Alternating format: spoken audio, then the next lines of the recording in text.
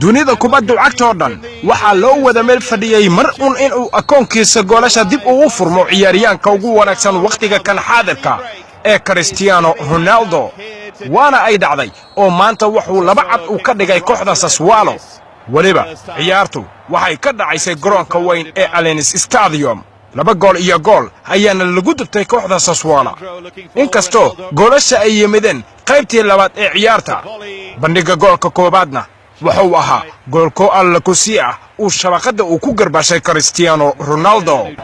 Dybala with the corner, and headed off the post and in.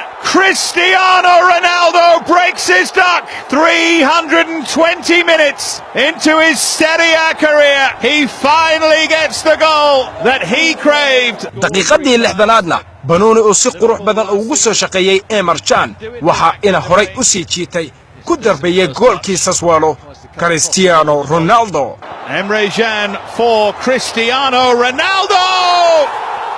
This is the day that he has caught fire. Ronaldo for a second time for Juve. And there is your back page headline for tomorrow. oo dadkoo dhan waxayba la riyaaqeenba in Ronaldo uu dhaliyay laba gool halka dadka qaarna ay leeyihiin maantay curato mataana dhashay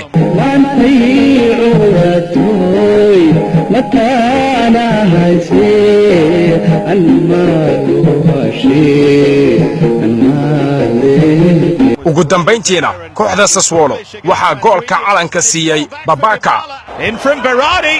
Headed in by Boubacar. Just when you write them off, they give themselves a chance.